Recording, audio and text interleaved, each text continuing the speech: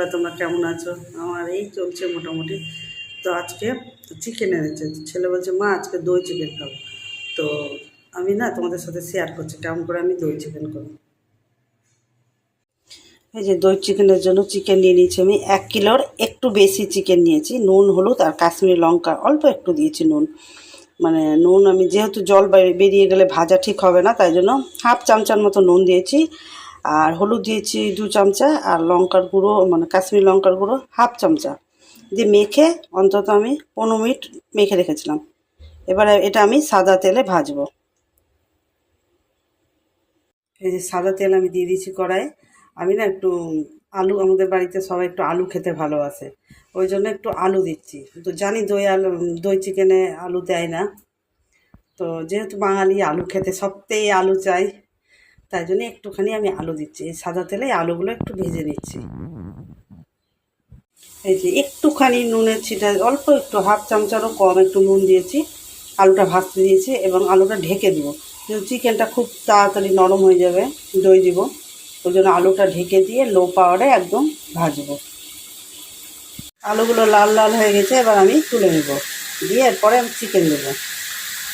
এই যে সাদা তেলে আমি চিকেনটা একটু ভাজছি। চিকেনটা ভাজা হয়ে গেছে, আমি চিকেনটা তুলে রেখেছি। এবার 5টার মতো বড় বড় পেঁয়াজ নিয়েছি, পেঁয়াজটা আমি ভাজবো। এই যে পেঁয়াজটা আমি ভাজছি। এটা কিন্তু পুরোপুরি সাদা তেলেই হবে, সরষের তেলে না। একটু আর নরম হোক, তারপর আমি মশলা দিব। এই যে পেঁয়াজটা মোটামুটি নরম হয়ে গেছে, বেশি কড়া হবে না। এবার আমি মশলাগুলো সব কিছু দিয়ে দেবো। এখানে বড় বড় 2 চামচা আদা বাটা, 2 চামচা রসুন বাটা, 1.5 চামচা আমি জিরার গুঁড়ো দিয়েছি, আর একটা পেঁয়াজ এর মধ্যে বেটে দিয়েছি। লঙ্কা হলো 8টা 10টা কাঁচা লঙ্কা দিয়েছি, ঝালটা নিজের স্বাদ অনুযায়ী। এবার আমি হলুদ দিব আর নুন দিব। এই যে 1.5 চামচা, ছোটো চামচার 1.5 চামচা হলো হলুদ দিয়েছি, আর 1 চামচার মতো আমি নুন দিয়েছি। নুন আমি পরে আবার দিব। এটা আমি এবার কষাবো। এই যে মশলাটা কষছে, আর তেল, সাদা তেলটা আমি না যে যেমন খাবে তেলটা তার উপর নির্ভর, যে যেমন তেল খাবে সেই পরিমাণে সাদা তেলটা দিবে। আমি মোটামুটি ছোটো বাটির 2 বাটির মতো তেল দিয়েছি। মশলাটা কষে আসছে, যে তেলটা একটু একটু করে বেরিয়েছে। এরপর আলু আর চিকেনটা দিয়ে দিব, তাহলে ওর সাথে কিছুটা কষবে আবার।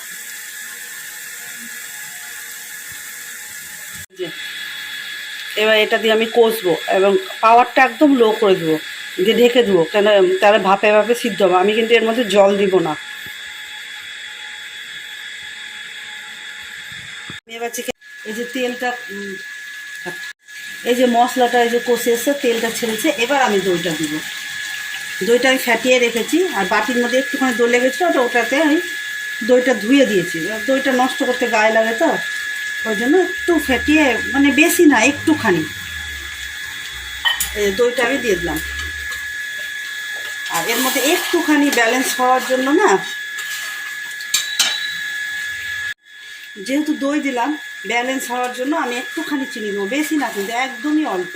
যেহেতু চিনি খাওয়াটা ভালো না, এখন সবাই চিনি খায় না, ওই জন্য একটুখানি চিনি দেবো। আর চিকেন মশলা দেবো, আমি দেখাচ্ছি।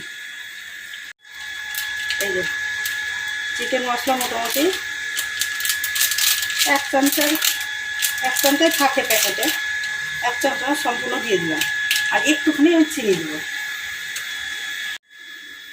অল্প একটু চিনি দিলাম, বেশি না। আর একটুখানি আমি নুন দিব, যেহেতু নুনটা মনে হচ্ছে আমার কম হবে, যেহেতু অল্প একটু নুন দিয়েছি। নুনটা স্বাদ অনুযায়ী, নুনটা একটুখানি নুন অ্যাড করবো। এই যে 1 চামচা মতো আমি নুন দিলাম, যে একটু কষবো, কষে আমি নামিয়ে নেবো। যে রেডি হয়ে গেছে আমাদের দই চিকেন। কেমন লাগলো তোমরা কমেন্ট করে জানিও। এবং এটা ভাত, রুটি, পোলাও সব কিছুর সাথে যাবে।